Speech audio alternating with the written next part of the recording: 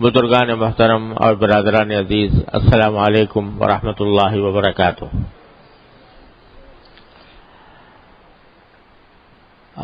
اللہ تبارک و تعالیٰ کے فضل و کرم سے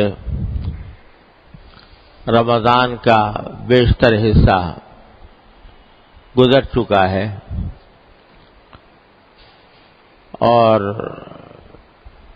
رمضان کا آخری عشرہ اب شروع ہونے والا ہے۔ انشاءاللہ پرسوں شام سے رمضان کے عشر اخیرہ کا آغاز ہو جائے گا۔ یہ آخری عشرہ یوں تو رمضان کا پورا مہینہ ہی برکتوں اور رحمتوں کا مہینہ ہے۔ اللہ تبارک و تعالیٰ کی طرف سے خصوصی انعامات کی بارش ہوتی ہے اپنے بندوں پر، اور اس کی رحمت کی گھٹائیں جھوم جھوم کر برستی ہیں۔ لیکن آخری عشرہ یہ پورے رمضان کا عطر، اس کا نچوڑ، خلاصہ، یہ آخری عشرہ، آخری 10 دن یا 9 دن جتنے بھی نصیب ہوں۔ جیسا میں پہلے بھی بار بار عرض کر چکا ہوں کہ دن تو ظاہری دیکھنے میں سب برابر، راتیں دیکھنے میں سب برابر، سورج اس میں بھی نکلتا ہے، اس میں بھی غروب ہوتا ہے، اندھیرا اس میں بھی ہوتا ہے، اس میں بھی ہوتا ہے، لیکن کسی خاص دن یا کسی خاص رات کو جب اللہ تبارک و تعالیٰ اپنے فضل و کرم سے یہ فرما دیتے ہیں کہ یہ میری ہے، یہ میری ہے، میرے رحمت کی ہے، میرے انعامات کی ہے، تو وہ رات اور وہ دن دوسرے دنوں اور راتوں پر سبقت لے کر خدا جانے کہاں سے کہاں پہنچ جاتے ہیں۔ تو یہ 10 دن جو آنے والے ہیں اور خاص طور سے اس کی 10 راتیں، یہ پورے رمضان کا عطر ہیں۔ اور اگر بالفرض ہم نے 18-19 دن جو ہیں، 20 دن وہ غفلتوں میں گزارے ہوں، اور فرض کرو کہ رمضان کی ساعتوں سے جو فائدہ اٹھانا چاہیے تھا وہ اٹھا نہ پائے ہوں، تو اللہ تعالیٰ نے یہ 10 دن دے رکھے ہیں کہ چلو اگر اب تک کچھ نہیں کیا تو ان 10 دنوں کے اندر میرے پاس آ جاؤ، ان 10 راتوں میں میرا قرب حاصل کر لو۔ اللہ تبارک و تعالیٰ نے یہ 10 دن بڑے عجیب رکھے ہیں، اور بعض روایتوں کے اندر آتا ہے کہ یہ 10واں حصہ جو ہے رمضان کا، یہ عتق من النیران، آگ سے آزادی کا پروانہ لے کر آتا ہے۔ یہ اگر کوئی مومن ایمان اور عمل صالح کے ساتھ اس عشرے کو گزارے تو اللہ تبارک و تعالیٰ اپنے فضل و کرم سے ہمیں توفیق عطا فرما دے کہ اس عشرے سے صحیح فائدہ اٹھانے کی توفیق ہو اللہ تعالیٰ کی طرف سے، اور اس کی برکتوں اور رحمتوں سے صحیح معنی میں مستفید ہونے کا اللہ تبارک و تعالیٰ موقع عطا فرما دے۔ کس طرح مستفید ہو آخری عشرے سے؟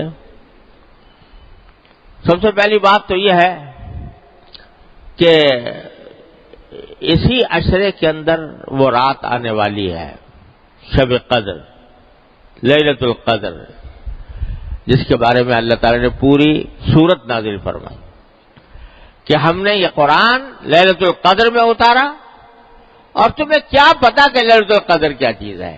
یہ ہمارا اللہ تعالیٰ تبارک و تعالیٰ فرما رہا ہے، تم کیا جانو لیلۃ القدر کیا چیز ہے؟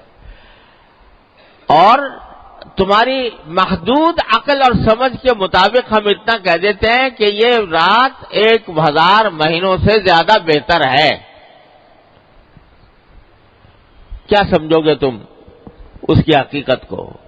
اپنی اس محدود عقل سے، محدود سمجھ سے کیا سمجھ سکتے؟ لہذا تمہاری سمجھ میں لانے کا ایک جو آسان تمہاری سمجھ میں آ جائے اتنا بتا دیتے ہیں کہ 1000 مہینے سے بہتر ہے۔ 1000 مہینے سے بھی بہتر. اور عربی میں جو لفظ استعمال فرمایا خیر، وہ معمولی بہتر کے لیے نہیں آتا، یعنی جیسے 19-20 کا فرق ہو، 20-21 کا فرق ہو، اس کے لیے نہیں کہتے خیر. بہت زیادہ، جب ایک چیز دوسری چیز سے بہت بہتر ہو تب کہتے ہیں خیر. تو خیر من الف شہر کے معنی 1000 مہینے سے بھی بہت بہتر. کتنی بہتر؟ کتنی بہتر تم سمجھ نہیں سکتے. لہذا تمہاری محدود عقل کے مطابق اتنا کہہ دیا ہم نے کہ 1000 مہینے سے بہتر ہے. کتنی بہتر ہے تمہاری عقل میں پوری طرح آ نہیں سکتا. ارے بھائی، اس اللہ جل جلالہ کی عطا کی، اس کی نعمتوں کی آدمی اگر گنتی کرنا چاہے تو گنتی نہیں کر سکتا، گنتی ختم ہو جاتی ہے. اور گنتی کرنے کے جو مصنوعی طریقے ایجاد ہوئے ہیں وہ بھی ختم ہو جاتے ہیں. اتنی زیادہ ہے لیلۃ القدر.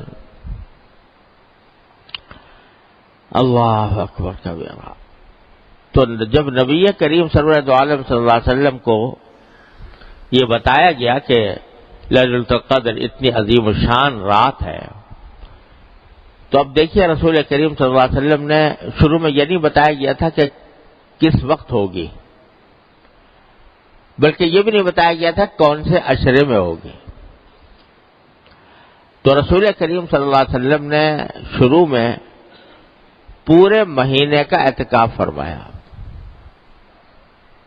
پتہ نہیں تھا نا کہ کون سی رات شب قدر ہوگی، تو مہینے کے کسی بھی دن میں ہو سکتی ہے. تو آپ نے پورے مہینے کا اعتکاف فرمایا کہ بہرحال کسی نہ کسی رات میں تو ہے، تو وہ رات اگر اعتکاف کی حالت میں گزر جائے گی تو انشاءاللہ اس میں عبادت میرے نام اعمال میں لکھی جائے گی. ایک عشرہ گزرا، دوسرا عشرہ گزرا، تو دوسرے عشرے کے وقت میں جب دوسرا عشرہ آیا، یعنی 10ویں تاریخ سے کی رات سے اور 20 کی صبح تک، تو 20 کی صبح کو عشرہ ختم ہو رہا تھا، تو بعض صحابہ کرام نے اپنا جو سامان تھا اعتکاف کا وہ گھر لے گئے، بھیج دیا کہ آج شام سے اٹھیں گے اعتکاف سے، کیونکہ ہر 10 دن کا اعتکاف کی نیت کی تھی تو اٹھنے تھے. اچانک رسول کریم صلی اللہ علیہ وسلم نے اعلان فرمایا کہ دیکھو جن لوگوں نے میرے ساتھ اعتکاف کیا ہے 20 تاریخ تک کا اور انہوں نے سامان بھیج دیا اپنا گھر واپسی کے لیے، میں کہتا ہوں واپس آ جائیں اور جو اگلے 10 دن بھی اعتکاف کریں میرے ساتھ. اور وجہ یہ بتائی کہ اب مجھے اللہ تبارک و تعالیٰ کی طرف سے بتایا گیا ہے کہ لیلۃ القدر آخری عشرے میں ہوگی. پہلے یہ بات نہیں بتائی گئی تھی، اس واسطے اعتکاف دوسرے عشرے کا دن بھی چل رہا تھا اور صحابہ کرام نے ختم بھی کر دیا تھا. 20 تاریخ کو اپنے سامان بھیج دیا تھا کہ گھر جائے. لیکن آپ نے اعلان فرما دیا کہ جن لوگوں نے میرے ساتھ اعتکاف کیا تھا لیلۃ القدر کی تلاش میں، اب وہ واپس آ جائیں، اور اب مجھے بتایا گیا ہے کہ عشرہ اخیرہ میں ہوگی. چنانچہ پھر صحابہ کرام آ گئے اور پھر آپ نے اعتکاف کیا. پھر آئندہ سال سے ہر سال آخری عشرے میں اعتکاف فرماتے رہے. لیکن یہ بتا دیا اس سے کہ دیکھو لیلۃ القدر اتنی بڑی چیز ہے، اتنی بڑی چیز ہے کہ سید الاولین والآخرین صلی اللہ علیہ وسلم جن کے بارے میں اعلان کر دیا اللہ تعالیٰ نے کہ اول تو آپ معصوم ہیں، کوئی غلطی ہو نہیں سکتی، اور اگر ہو بھی کوئی بھول چوک تو سب معاف ہے آپ کی اگلی پچھلی. وہ بھی لیلۃ القدر کو حاصل کرنے کے لیے پورے مہینے کا اعتکاف کر رہے ہیں.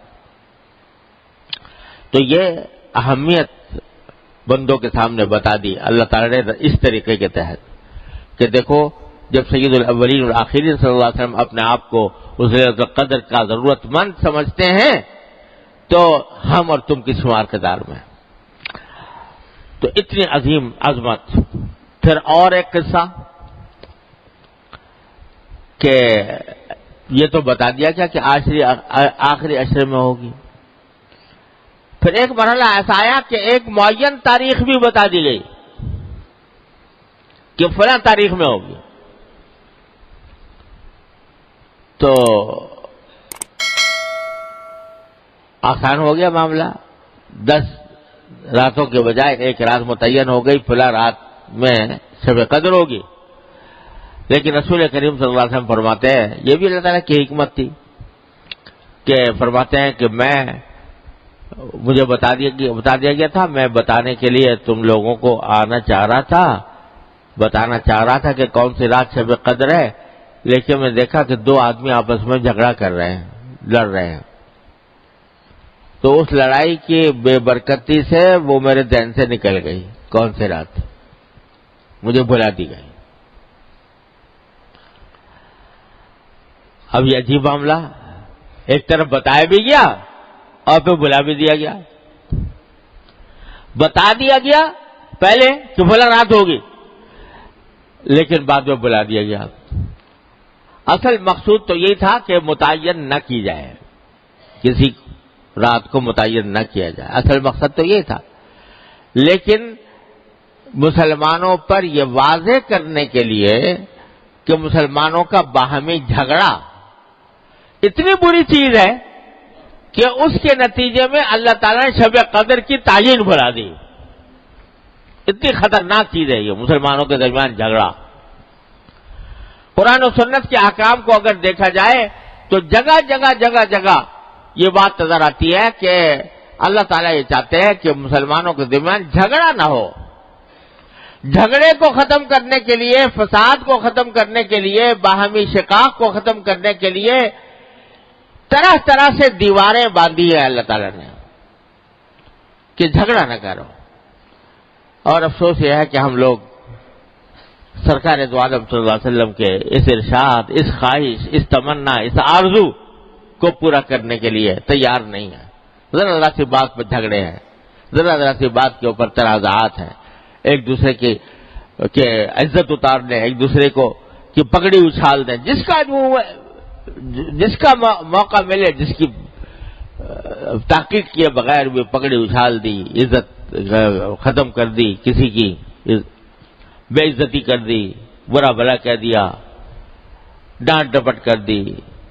اس کو معمولی بات سمجھے ہوئے ہیں کہ یہ کوئی معمولی بات ہے. ارے یہ اتنی منحوس چیز ہے کہ اللہ نے لیلۃ القدر کی شناخت اس کی وجہ سے محو فرما دی. سرکار دو عالم صلی اللہ علیہ وسلم کے مبارک.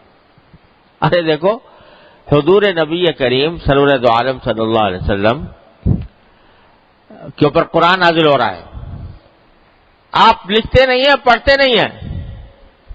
کوئی قرآن کی آیت لکھ کر بھائی یاد کر لے، بھائی آج اتنا نازل ہوا، چلو اتنا یاد کر لوں. لکھنے کا سوال ہی نہیں. اللہ تعالیٰ نے معجزہ ایسا بنایا تھا، نہ لکھنے کا نہ پڑھنے کا. نازل ہوا اور یاد ہو گیا. اور یہاں تک کہ پورا قرآن یاد، ایک ایک لفظ، ایک ایک حرکت، ایک ایک ہر چیز یاد. اس میں تو حافظے کا یہ عالم اللہ تعالیٰ کی طرف سے عطا. اور لیلۃ القدر بھائی فلاں رات میں ہوگی، اتنی سی بات، سمجھے، اتنی سی بات، اور بھلا دی. اللہ تعالیٰ نے بھلا دی. کیا دکھایا کہ ارے نہ تمہارے حافظے میں کچھ رکھا ہے، نہ تمہاری صلاحیت میں کچھ رکھا ہے. جب تک ہم چاہتے ہیں یاد رہتا ہے تمہیں، جب ہم چاہتے ہیں بھول جاتے ہو. اللہ تبارک و تعالیٰ کے قبضے قدرت میں. کوئی ناز نہ کرے اپنے حافظ ہونے پر، کوئی ناز نہ کرے اپنے عالم ہونے پر، کوئی ناز نہ کرے اس بات کے اوپر کہ میں نے اتنا بڑا علم میں نے حاصل کر لیا. ارے کچھ بھی نہیں. جب تک وہ چاہیں گے اس وقت تک رہے گا، اور جب وہ نہیں چاہیں گے تو سب صاف ورق کی طرح ہو جائے گا، کچھ پتہ نہیں چلے گا.